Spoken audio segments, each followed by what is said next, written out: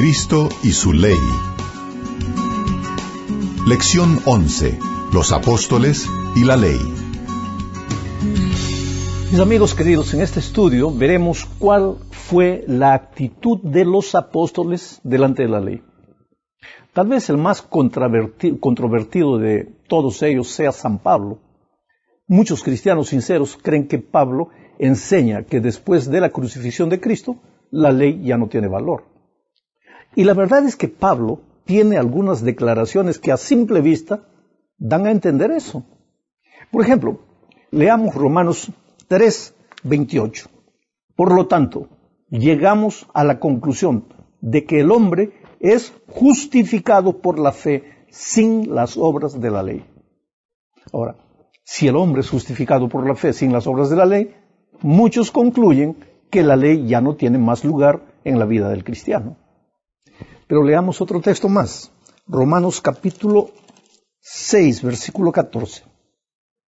El pecado ya no tendrá poder sobre ustedes, pues ya no están debajo de la ley, sino bajo la gracia. Este es uno de los versículos favoritos de los que piensan que ya no hay ley. Pablo dice aquí que ya no estamos bajo la ley, sino bajo la gracia. El otro día alguien me dijo, tú eres de la ley, yo soy de la gracia. Como si la ley y la gracia fueran enemigas. Pero vamos a otro texto más, aquí en Romanos capítulo 7, versículo 4. Así también ustedes, hermanos míos, por medio del cuerpo de Cristo, han muerto a la ley para pertenecer a otro, al que resucitó de los muertos, a fin de que demos fruto para Dios. Yo te pregunto, ¿Pablo no es claro aquí al decir que hemos muerto a la ley? ¿Por qué entonces deberíamos seguir pensando que la ley tiene algún valor? Eso es lo que argumentan muchos cristianos. Y ahora, para rematar, el último versículo. Gálatas, capítulo 3, versículos 24 y 25. De manera que la ley ha sido nuestro tutor para llevarnos a Cristo, a fin de que fuéramos justificados por la fe. Pero al venir la fe, no estamos ya al cuidado de un tutor. Si la ley era solo un tutor para llevarnos a Cristo y ya llegamos a Cristo, entonces pues la ley no tiene más valor. ¿No sería lógico? Sí, aparentemente sería. Solo que el mismo Pablo que dijo todo esto que acabo de leer, dijo también lo que está escrito en Romanos 3:31. Mira, entonces, ¿por la fe invalidamos la ley? De ninguna manera. Más bien confirmamos la ley. Otro versículo más, mira, Romanos 7:7. ¿Concluiremos entonces que la ley es pecado? De ninguna manera. Sin embargo, de no haber sido por la ley, yo no hubiera conocido el pecado, porque si la ley no dijera, no codiciarás, tampoco yo habría sabido lo que es codiciar. Pero querido, como si esto no fuese poco, vamos a leer un tercer versículo. Romanos 7:12 dice, podemos decir entonces que la ley es santa y que el mandamiento es santo, justo y bueno. Y finalmente un cuarto versículo, Romanos 7:14 y 22 dice, sabemos que la ley es espiritual, pero yo soy un simple ser carnal que ha sido vendido como esclavo al pecado, porque según el hombre interior me deleito en la ley de Dios. Ahora, presta atención, el mismo Pablo que según algunos dijo que ya no existía ley, ¿cómo dice ahora que se deleita en la ley? Después de leer estos versículos, la pregunta natural sería, ¿qué le pasa a Pablo? ¿Se contradice a sí mismo? En unos lugares dice una cosa y en otros otra. ¿Está loco? Claro que no. Lo que Pablo hace es simplemente colocar a la ley en su debido lugar. Los judíos creían que la persona se justificaba delante de Dios guardando la ley. Y Pablo les dice que eso no es verdad, porque las personas no se salvan guardando la ley, se salvan únicamente por la gracia de Cristo. La justicia no es fruto de la obediencia, sino resultado de la gracia de Cristo que el ser humano acepta por la fe. Tal vez el versículo de Pablo que coloca en orden toda esta confusión es Romanos 3:20. Dice así, ya que nadie será justificado delante de Dios por hacer las cosas que la ley exige, pues la ley sirve para reconocer el pecado. Aquí está el resumen de todo. La ley sirve para mostrar el pecado, para reconocer el pecado, pero no para justificar a nadie. Pero después de haber sido justificados por la gracia, seguimos necesitando de la ley para que nos siga mostrando nuestra realidad pecaminosa cada vez que nos apartamos de los caminos de Dios. Esa era la posición de Pablo delante de la ley. Veamos ahora la posición de Pedro. Esta es la segunda parte del estudio. Para entender la posición de Pedro delante de la ley, necesitamos recordar un incidente que sucedió varios años después de la muerte y la resurrección de Cristo. Pedro un día tuvo una visión. Esta visión está registrada en Hechos, capítulo 10, versículos 11 al 14. Dice: y vio que el cielo se abría, y que de él descendía algo semejante a un gran lienzo. Atado por las cuatro puntas, dentro del lienzo había toda clase de cuadrúpedos, reptiles y aves. Entonces oyó una voz que le decía a Pedro: levántate, mata y come. Pedro respondió: no, Señor, porque nunca he comido nada que sea común o impuro. Querido, la respuesta de Pedro a la invitación de comer esos animales es interesante. Él dijo: nunca he comido nada que sea inmundo o impuro. En otras palabras, años después de la muerte de Cristo, el apóstol Pedro continuaba todavía respetando la ley de los alimentos de Levítico 11. Entonces surge la pregunta: si él era celoso cumplidor de la ley de los alimentos, ¿no lo sería también de la ley de los 10 mandamientos? Claro que sí. Pero vamos ahora a 2 de Pedro, capítulo 3, versículos 1 y 2. Mira lo que dice. Amados hermanos, esta es la segunda carta que les escribo, y en ambas los he animado a tener presentes con su mente pura las palabras que antes pronunciaron los santos profetas, así como el mandamiento que el Señor y Salvador nos ha dado por medio de los apóstoles. Esta segunda epístola de Pedro, querido, fue escrita entre los años 60 al 65 de la era cristiana, o sea, casi 30 años después de que Jesús se había ido al cielo. Y el apóstol dice que lo que los profetas del Antiguo Testamento dijeron y el mandamiento del Señor Jesucristo son la misma cosa.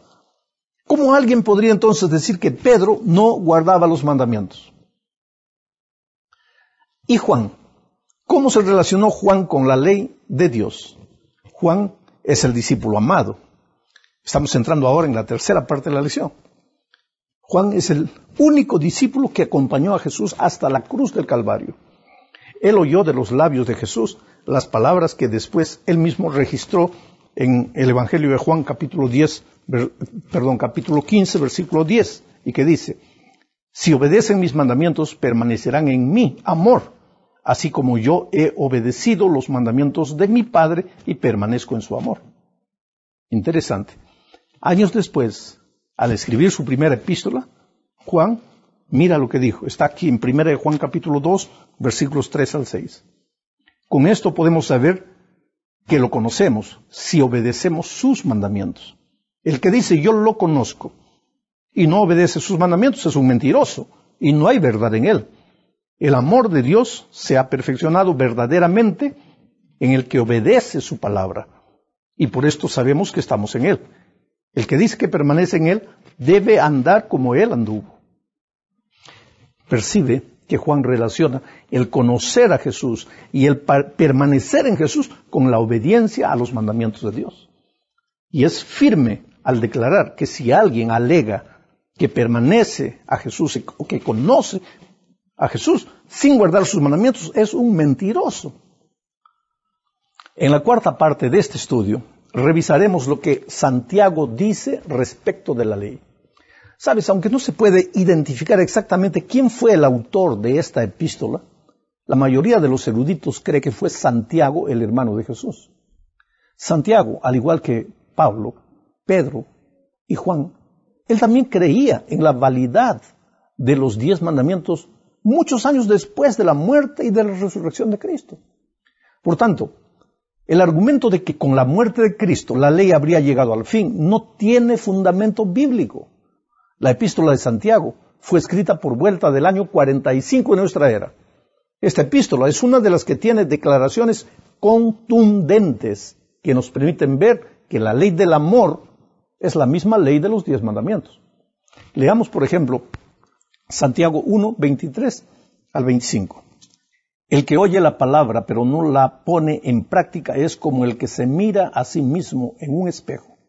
Se ve a sí mismo, pero en cuanto se va se olvida de cómo es. En cambio, el que fija la mirada en la ley perfecta, que es la ley de la libertad, y no se aparta de ella ni se contenta solo con oírla y olvidarla, sino que la practica, será dichoso en todo lo que haga. Mi amigo querido, hay varios pensamientos interesantes en este texto que acabo de leer. El primero es que la palabra de Dios y la ley de Dios para Santiago son la misma cosa. El segundo pensamiento es que la ley es perfecta y es una ley de libertad. La tercera idea es que la ley o la palabra de Dios son apenas como un espejo que muestra la realidad humana. Su función no es salvadora, su función es instructiva. Más adelante, en el capítulo 2 de su epístola, Santiago sigue desarrollando esta idea. Mira, leamos, aquí está, capítulo 2, versículos 8 al 11. Bien harán ustedes en cumplir la ley suprema de la Escritura. Amarás a tu prójimo como a ti mismo. Pero si ustedes hacen diferencia entre una persona y otra, cometen un pecado y son culpables ante la ley. Porque cualquiera que cumpla toda la ley, pero que falle en un solo mandato, ya es culpable de haber fallado en todos. Porque el que dijo no cometerás adulterio, también dijo no matarás. Es decir, que alguien puede cometer adulterio, pero si mata, ya ha violado la ley. Ahora, mi amigo, en este texto, Santiago introduce otra terminología, la ley suprema de la Escritura, dice. Y se refiere a la enseñanza de Jesús de que debemos amar al prójimo como a nosotros mismos. Pero enseguida menciona Éxodo 20, como siendo la misma ley suprema de la Escritura, la ley del amor, la ley de amar a Dios y amar al prójimo. Él dice, porque cualquiera que cumpla toda la ley, pero que falle en un solo mandato, ya es culpable de haber fallado en todos. Porque el que dijo no cometerás adulterio, dijo también no matarás. En otras palabras, la ley de los 10 mandamientos sigue vigente para Santiago. Y es la misma ley del amor que él llama ley perfecta, ley de la libertad, palabra o ley suprema de la Escritura.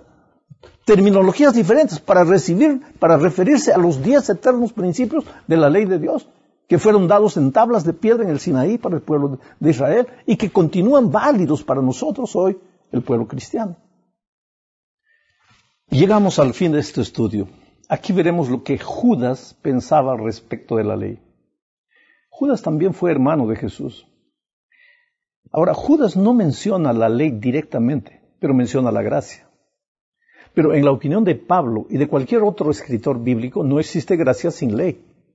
Mira lo que dice Judas, versículo 4. Tú sabes que Judas solo tiene un capítulo.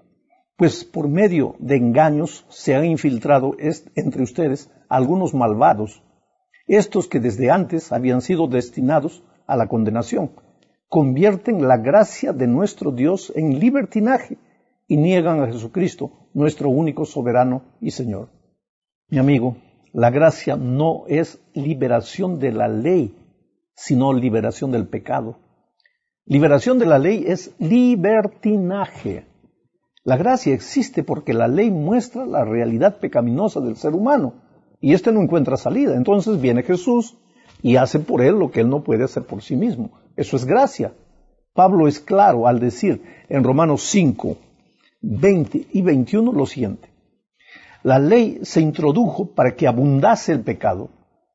Pero cuando el pecado abundó, sobreabundó la gracia, para que así como el pecado reinó para traer muerte, también la gracia reine por la justicia para darnos vida eterna mediante Jesucristo nuestro Señor.